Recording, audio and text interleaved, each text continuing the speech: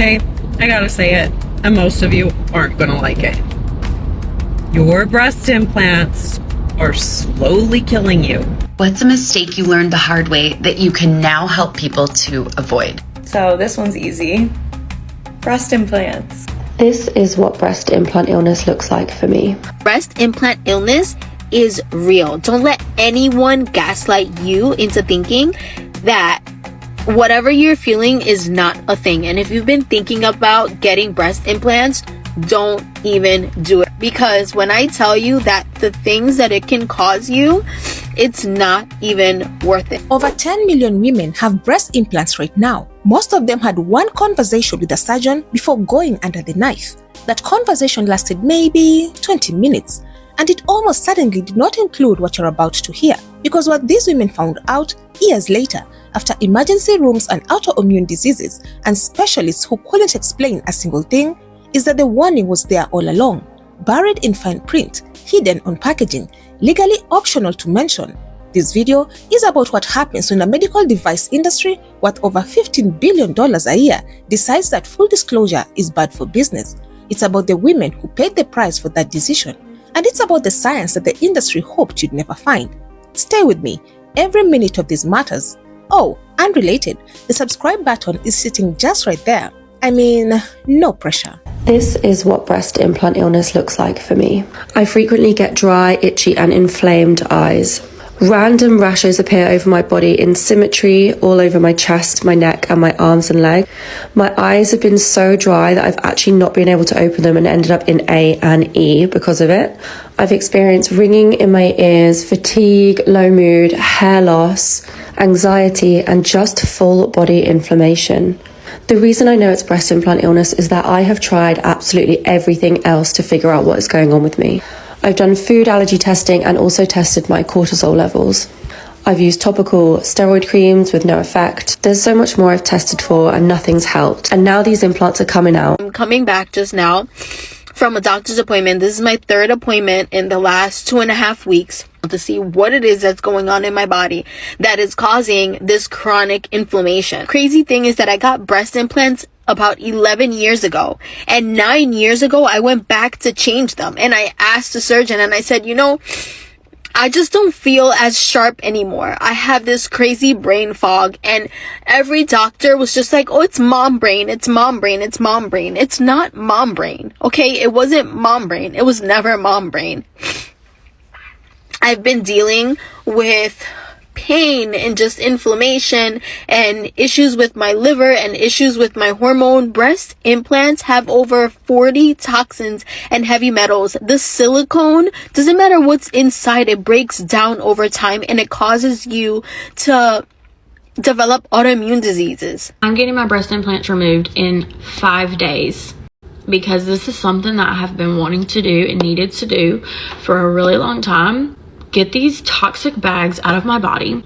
If you don't know what breast implant illness is, it's essentially like an inflammatory response to a foreign object in your body. So it causes a lot of health issues like migraines. They got severely bad after I got my implants. Brain fog, joint pain, immune system issues. I'm always sick, always sick. I have a lot of gastro problems, a lot of inflammation. I had eczema flare up after I got my implants. The list goes on and on. I could sit here and list multiple things. I am getting my breast implants removed. If you didn't know, I got breast implants about 10.5 years ago. I believe that I have about 30 symptoms on the breast implant illness list of symptoms. My first symptoms started, I don't know, probably close to 4 years ago at this point. And that first symptom was shooting pains in the sides of my breast and underneath. And I'm talking like ice picks stabbing me. So I got my breast implants done in 2015. It wasn't until a couple years later, it was the first time I ever heard of a breast implant illness. It was a friend of mine who went through it and had added me to a Facebook group. Well, be honest, I thought she was a little crazy at first because, like I said, I didn't have any issues at all. It wasn't until a couple more years I started noticing extreme anxiety, like a whole nother level of anxiety that I've never experienced a day in my life. It was really, really bad. Heart palpitations, like my heart felt like it was beating out of my chest. and I started getting really dizzy, like vertigo really bad, and my hands were tingling. I actually ended up going to the emergency room thinking I was having a heart attack. I've been so tired, and I just wish doctors would tell people before they get breast implants just the warnings that this comes with. They are a black box warning, but we don't see them because we don't look at the boxes that the implants come in. So we are never going to see them, and they don't tell us. And I have been so tired for so many years, and I don't know if this is going to fix it. But there is an absolute link between autoimmune and breast implants. There's this thing that I've recently learned about. It's called breast implant illness. And your cousin had experienced it. And it's called explanting. She got her implants taken out, but I have like 95% of these symptoms. Which symptoms do you have? Chronic fatigue, brain fog, muscle aches and pains, dry skin, eyes, mouth, and hair, night sweats, skin rashes, insomnia, sudden food intolerances. Notice the pattern. It's not one symptom. It's never one symptom. It's the eyes, the joints, and the fatigue, the hair, and the heart, all at once in the same body with no explanation that holds. That's the signature of BII, and it's also exactly why it gets missed. So a couple days ago, I decided to post my story about breast implant illness on my Facebook and Instagram page. It was a little nerve-wracking, but I figured I would talk a little further about it on here since I've had such positive reactions from everyone. And I know that social media really helped me kind of discover what was going on and solve my problems. So behind me, I will see if I can make this a little bit smaller. You guys can see, sorry, this is like really scary, what I looked like. Yeah, so this is what originally started happening to me. My eyes were swelling shut like this. I would wake up and have this like crazy reaction. A lot of times I would be crying the night before, so I thought like maybe like I was just rubbing my eyes or whatever was happening. I'm gonna cover that up because it's like too scary to look at. Some people were saying like maybe it's a reaction to something I'm using on my eyes, my face makeup, maybe it's Botox, maybe it's this, maybe it's that. So I started going to an eye doctor, and they eliminated all of those things. It wasn't any kind of allergic reaction, and they honestly could not figure out what was going wrong with me. I did a ton of testing, blood work. They even brought in like a specialist eye doctor who then sent me to a rheumatologist. I did have one level called ACE level, ACE. I forget what it's like fully called, but if you Google ACE, the proper name will come up. That was like off the charts. So they believed it was an autoimmune disease. But then looking further into that after MRIs, CT scans, with what they thought it was going to be, I would have like a heart or lung issue. So I had my heart checked out, lung, chest x-ray, everything like that, and everything was completely normal. All of my levels were completely normal. So I just had this like crazy eye reaction that wouldn't happen all the time. It would just kind of be randomly. Along this time, I'm also starting to experience some like debilitating brain fog where I'd wake up in the morning and I thought I was so hungover. Like I couldn't think straight. You know when you're hungover and you like can't answer questions? And people are talking to you and you're like, what is going on? That's how I felt. I was also experiencing like really bad dizziness. I would just be dizzy all the time. I was having night sweats, which I didn't think like anything. There's all these random things. You don't think any of it is related. Yeah, that's like every time I look at that, I'm like, oh my God. And then I was also then starting to experience heart rate spikes. So my heart would just start racing out of nowhere. I'm a pretty active, healthy person, and all of a sudden I could just like feel my heart like pounding out of my chest. And my husband was like, "Is it a panic attack?" So it wasn't any of that stuff. I had like an echocardiogram or heart ultrasound. I probably am saying this wrong, but everything looked great. So that was what kind of started to lead me down to a rabbit hole. You know, I had ER visits and everything like that. And then my one friend who happens to work for a plastic surgeon brought up breast implant illness.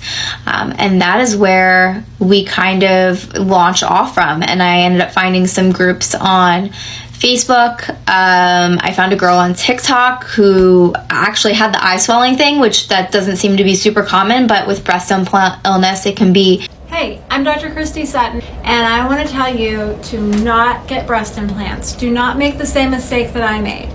These are the breast implants that were taken out of me. I had these put in when I was in my 20s. It was one of the worst mistakes of my life. I had serious nerve damage and pain, and it went on for years and years and never got properly diagnosed, because what I have found is that the side effects of breast implants are simply not taken seriously by the medical community and are not diagnosed and treated like they should.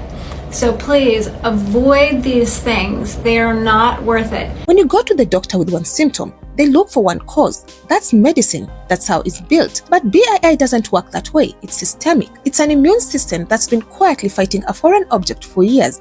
And the symptoms show up everywhere, across every organ system, in ways that don't fit any single diagnosis. So you get sent to a cardiologist for the palpitations, a rheumatologist for the joint pain, a dermatologist for the rash, a neurologist for the brain fog, and every single one of them looks at their slice of the problem and says, I don't know. Nobody is standing back far enough to ask what all of these have in common. The answer was in their chest the whole time. One thing I will never do, no matter how popular I get on here or how much money I'm making, is get breast implants, or pretty much any implants for that matter. And I know you're thinking, gosh, Riley, that sounds a little bit judgmental, but let me just explain myself first. My mom had 5 babies, 4 of which were back-to-back pregnancies, and 1 in her late 30s, to which she then decided, after a ton of research about what kind to get, what the most natural was, she ended up deciding to get saline implants. After a couple of years of her having the implants, she started rapidly losing weight. She ended up having to get her gallbladder taken out. They started diagnosing her with like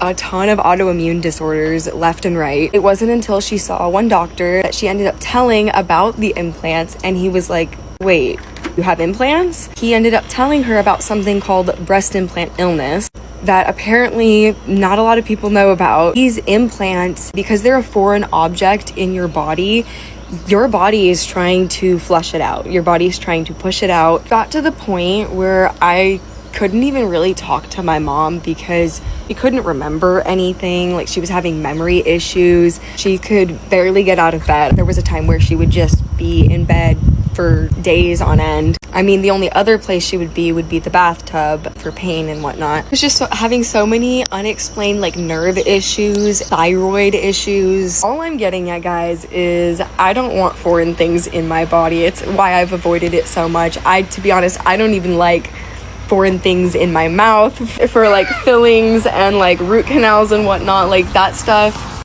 Definitely at least research root canals from a more natural perspective before you do them. You just need to understand what you're putting in your body, and you also need to understand that if it's foreign, if it's not meant to be in your body might reject it. And even though my mom's implants were saline implants, they were still in a silicone encasing. No one could have known. It wasn't the doctor's fault. It wasn't the surgeon's fault that did it. He was a highly rated surgeon. It could literally happen to anybody. Ultimately, if it's not meant to be in your body, really research and try to find out what it can do to your body or what it has done to other people's body. There was a pretty popular TikToker on here who passed away like last year or the year before, and I have reason to believe that she had breast implant illness. She had Addison's disease and a bunch of things that are linked to breast implant illness, and she did have breast implants. It's really sad, but I just want to put this information out there to hopefully potentially protect other young women from making these same mistakes. It is so expensive to get them taken out. My mom almost died, and if we didn't get her implants taken out when we did, we would have lost her. It was a very pricey procedure. It was, I think, twice as much as putting them in. I watched my mom age 15 years in a matter of 2 years. And it wasn't until she got the implants out that we actually started seeing changes and that she actually started to get healthy again. She's actually finally able to put some weight on. She's finally feeling healthier again as of the last year or 2. So yeah, I will always be a part of the Itty Bitty Titty Committee. No shame. And if you are too, you should feel no shame in it either. Some people may get mad at me for making this video, but At the end of the day, I almost lost my mom, and if this can help anybody else potentially figure out what's going on with them or a family member, or even prevent them from making those decisions that lead to that, I don't care. I just want to help. Hey everyone, my name is Erin, and a few months back I had my breast implants explanted out of my body. Why did I do this? Well, they made me extremely sick. The purpose of this video is to save even one person from making the terrible mistake that I did. I had them about 4.5 years and started to feel extremely unwell. It kind of started out like a slow burn, if you will. I started noticing things like really bad fatigue, extreme hair loss, and very, very bad vertigo. And when I say bad vertigo, I mean like so bad you can't get out of bed. I do have a toddler, so this made life extremely difficult. As you can imagine, if you're a mom, you know what I mean. So I went to several different specialists. No one could really give me an answer. I knew things were really bad when I passed out at home by myself, watching my baby, and woke up to him shaking me awake. I always had a feeling that they were making me sick. I can't really explain what the feeling is. It was almost just like intuition. Like I just knew this might be the problem. So I Google, can breast implants make you sick? And I come across all of these articles in this Facebook group with thousands of women with the exact same symptoms that I have. And they've found out that this is the problem. Like they get them out and then their symptoms go away. I should also add that after going to the company website that made my breast implants, I scroll all the way down, and at the very bottom of the page, in, all the fine print, there is a black box warning. The black box warning had all of the symptoms I'm experiencing. Surely I was warned about this, right? So I request all of my paperwork from the original surgeon that put them in. It was not on any of my paperwork. It was not explained to me. No one told me this could happen. Oh, by the way, I'll link before and after pictures of my face, like before and after the surgery, hours and days. And if these pictures don't just say it all. I know I looked terrible. I felt terrible too. Pause to look at it. Okay, so mandatory but not law means, in so many words, they should tell you, but a doctor cannot get prosecuted in a court of law if they don't. Same with disclosing all of the harmful ingredients these things are made out of. Ingredients like lead, arsenic, mercury. This is poisoning, you guys. Poisoning. I'll list all of the ingredients in my implants that I had, and also some ingredients in some other popular brands at the end of this video, so you can check it out if you want to. Most surgeons will turn a deaf ear when someone comes in their office and tells them they think that they have breast implant illness. I mean, that would be just like crazy, right? That these foreign objects we are putting in our bodies full of chemicals could possibly make some people sick. I mean, think about it. If you were putting something inside of someone's body and you knew that there's a chance it could make some people sick, well, that would make you a bad person, wouldn't it? Now, I don't want to throw every single surgeon under the bus because they are not educated on this. They are also told from these companies that make the breast implants that they're safe. When I went back to my original surgeon that put them in, I handed him a list of, like, I'm not kidding you, 40 symptoms. The ones that I said were just the worst symptoms that I had. Other things were I couldn't work for more than 2 hours without throwing up because it just feels like you have the stomach flu all the time. Even my eyes were affected. I actually have cataracts now. Here's something worth understanding about how medicine handles unexplained illness in women. There is a documented pattern, studied, published, named, of women's pain being attributed to anxiety, hormones, or stress when no immediate cause is found. Researchers call it diagnostic delay. Women wait, on average, years longer than men to receive a correct diagnosis for the same conditions. So I want to show you guys something. I had my implants removed in 2020. Yeah. And they've just been sitting. Look at that. That's so funky. That goes inside of a human body. Look at the mold. No wonder why women are having so many complications with these things. It's disgusting. Those suckers were heavy. Let's look at the other one. See how bad this one is. Look at that. That's inside the implant. Like, ew. I am so thankful I had my breasts explanted. Women, if you're suffering from any sort of symptoms, definitely check out BII, and this is what the inside of your implants probably look like. Hey, my name's Amanda. It's been 3 weeks since I've had these out of my body, and I want to tell you all my symptoms because I get that question asked all the time. So, how did I know it was my implants? What were my symptoms? I'm going to spell it out for you. My symptoms started about 2 years after I got my implants in, and it started with fatigue and brain fog, little irritability, just things that could have been PMS, could have been aging, could have been stress, could have been family, like it's life, right? And then with time, those things didn't get better, they got worse, and then more weird things started happening to my body, things that I couldn't really explain away and stayed consistent, like dry eyes and blurry vision, like ringing in my ears, tingling in my fingers, and then things started getting even more worse with my fatigue and my brain fog and my irritability, mood swings, inability to calm my nervous system down. I developed TMJ, I got really dry skin, muscle fatigue, joint pain, swelling in my joints, and digestive issues. And it got to the point where I couldn't function.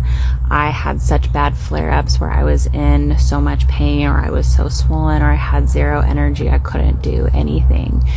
And if I exerted myself, if I tried to do something mental or physical, it was exhausting. I would have to spend days recovering. It wasn't until I started getting the joint pain that I realized it was my implants. And I can say with certainty that all of those symptoms were from my implants, because they have either disappeared completely or are tremendously better. Please share my content because I'm spreading awareness about breast implant illness. I had my breast implants removed about 3.5 weeks ago, and I wound up having 3 different strains of staph infection and a bacterial infection in the capsules surrounding my implants. I did have to get IV antibiotics, and that was to cover the staph infections. But the bacterial infection they're hoping was just in the capsule and that it was removed with the capsulectomy. I had my breast implants for a total of 30 years, but I had a replacement set done almost 5 years ago, and that's when I started getting blisters all over my breasts and down my arms, and I had a couple other outward symptoms. But prior to that replacement set, just a few years after I got my implants, I started getting autoimmune conditions and chronic illness. If you have breast implants and you are chronically ill and you have autoimmune conditions and you are sick all the time, you really need to think about looking into breast implant illness. Because I gotta tell you, I have been sick for a long time, and it's only been 3.5 weeks since I got those toxic bags out of my body, and I feel so much better. Like, go look at my content from before. It's like night and day. My skin is shiny again. I don't feel like a strap of leather, and I got rosy cheeks, and I just feel better. I've been waking up in the morning feeling good, and it's been years since I even wanted to get out of bed. Trust me, I loved having my implants, but I am gonna love living life again, and I have missed it so much for so long. Stop and think what just happened in those clips. Women who had been sick for years, some for over a decade, found the explanation for their illness not through a doctor, not through a specialist, not through the medical system that they had spent thousands of dollars navigating. They found it on social media, on Facebook to be exact. And when one of them went to the manufacturer's own website, the warning was right there. black box, most serious FDA classification, a list of symptoms she'd been living with for years. She then requested her surgical paperwork from the doctor who put the implants in. Not on any of it. This is the part that needs to be said clearly. The warning exists. The FDA requires it to be on the packaging, but on the packaging means the box that gets opened in the operating room by the surgeon before the patient is even wheeled in. And the legal standard for disclosure, mandatory but not law, meaning a doctor cannot be prosecuted for failing to tell you a device goes into your body. The warning about the device is optional conversation. The FDA's own data says 87.5% of women who explanted reported symptom improvement. That is not a placebo. That is a pattern. Called America's Breast Implant Illness Expert. What is breast implant illness and how might one know whether or not they have it? So most of what people experience, and I don't envy the practitioners trying to figure this out when I sit across the table, is people will say they have neurologic symptoms like central nervous system, like brain fog, which, you know, for everybody listening, can be short-term memory loss. You forgot where you put your keys, or you left the groceries in the car, or something like that. You can have visual changes, light sensitivity. You can also be sound sensitive. You know, all sorts of ENT type issues where you have problems with dry eyes, maybe a catch in the throat, or difficulty swallowing. And many patients will go on to have extremity symptoms, muscle pain, joint pain. They'll have GI symptoms. I know you've done a lot of shows and are interested in gut health. They have problems with a lot of absorptive problems. So they'll have constipation and diarrhea, bloating, and all the things associated with leaky gut. They'll have reproductive tract symptoms. They may have recurrent, untreatable, intractable vaginosis. They can have UTIs that just recur and recur. And so I would have people come with these symptoms and not really understand and appreciate everything going on. But as we talk about breast implant illness today, you know, as I sit in front of you, it's chronic inflammation of which a implant, the medical device, is a component of. It's not mutually exclusive causing it. It's a component of it. BII is not a diagnosis you'll find in the DSM or any official disease registry. It is a term adopted by patients first, then eventually acknowledged by the FDA to describe a collection of systemic symptoms that develop in some women after breast augmentation or reconstruction. The FDA officially defines it as including, but not limited to, fatigue, problems with memory and concentration, joint and muscle pain, hair loss, weight changes, and anxiety and depression. But that list understates it. Women in BII communities report over 100 different symptoms: migraines, dry eyes, ringing in the ears, difficulty swallowing, digestive collapse, recurring UTIs and vaginal infections that don't respond to treatment, hormonal disruption, thyroid dysfunction, vision changes, nerve damage, symptoms that read like the index of a medical textbook, all living in the same body. And here is the number that explains why this took so long to get attention. The average time between getting implants and the first symptom appearing is 5.6 years. 5.5 years. By then, the implants feel like an issue. They've been in your body without incident. You've had children, changed jobs, moved cities. The implants are background noise. So when the fatigue starts, or the brain fog, or the joint pain, nobody connects it. Not the patient, not the doctor. You end up chasing symptoms instead of chasing a cause. And that is exactly where the industry needs you to stay. So breast implant illness essentially is a constellation of symptoms that some women appear to get after undergoing breast augmentation. And what happened basically is that silicone implants were available for a long time, and in 1992 the FDA banned the use of silicone implants. In November of 2006 the FDA said, hey, these implants appear to be safe, and that really was looked at by plastic surgeons as a stamp of approval that implants are safe. And I started looking at websites from BII people, and I started realizing that I was wrong. I ended up going on social media and I shared that I think breast implant illness is real. And within the span of just a couple months, all my committee assignments were gone. Wow. And in the end, I said, this is the truth and F them. I believe it's real. And if a woman has symptoms that they think are BII and you take their implants out, there's a 55 to 85% chance that their symptoms are going to get significantly better. And some doctors will say that that's all psychological. Other people will say that all implants are toxic. And I think, like most things in life, probably the truth is somewhere in between. If you have any of these symptoms, you may have breast implant illness. It mimics many autoimmune symptoms, We're talking fatigue, pain, sleep disturbances, skin issues, headaches, maybe even anxiety and depression. It can happen immediately after breast implants. It can happen years after breast implants, but removing the breast implants oftentimes cures these symptoms. So what causes it? There's no way we can actually know what the real cause or symptomatology is, but you have to make sure that breast implant illness is diagnosed whenever you must rule out other causes, which makes sense because you don't want to miss a diagnosis if you have an autoimmune or other condition. So if you've had breast implants, the first step is to go talk to your surgeon and relate these symptoms. And then he can take further steps to investigate whether removing the implants makes the most sense for you. Breast implants have been controversial since the 1990s, but the story of how they went from banned to back on shelves is one most people have never heard. In 1992, the FDA banned silicone gel breast implants for use in cosmetic augmentation. The FDA's concern was that the long-term safety data simply didn't exist, and that the studies that did exist raised enough questions that moving forward without more evidence was irresponsible.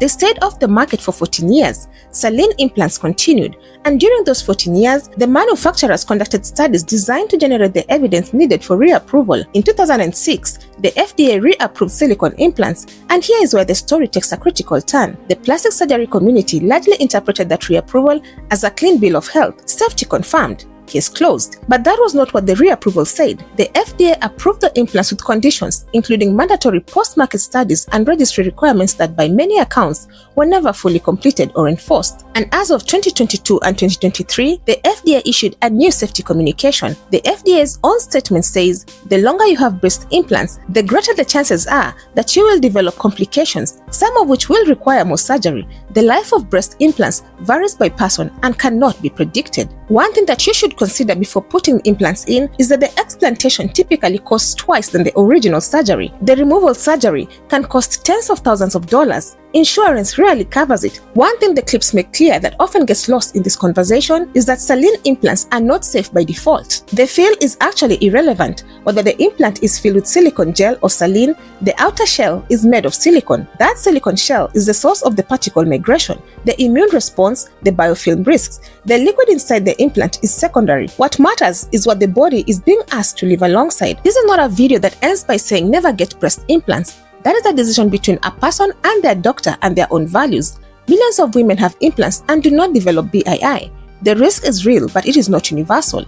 But informed consent is not optional, and right now, it is not happening. Here is what every patient deserves before undergoing breast augmentation or reconstruction. The black box warning read aloud, an honest conversation about BII and capsule cancers, a clear guidance on implant lifespan, genetic context where possible. And for women who are already sick, you're not imagining it, you're not dramatic, you are not experiencing membrane or aging or anxiety. Thousands of women have walked the exact path you are walking and found their way through. BII specialist communities exist. Explant surgeons who take this seriously exist. The information is out there, even when your doctor doesn't have it. The women in these clips are not anomalies or activists or people with an agenda. They are people who made a common decision with incomplete information, who paid for it with the ears of their health, and who are now doing what the medical system failed to do for them, telling the truth. The science is there. The FDA data is there. The peer-reviewed research is there. The black box warning has been there for years. What has been missing is someone being willing to put all of this in one place and say it clearly. Now you have it. What you do with it is up to you. Red flag. Red flag. Red flag. Red flag. If you made it this far, I appreciate you watching. Let me know what you think in the comments. If you enjoyed the video, don't forget to leave a like and subscribe for more content like this. Creators' handles are in the description box below. I'll see you in the next one. Bye.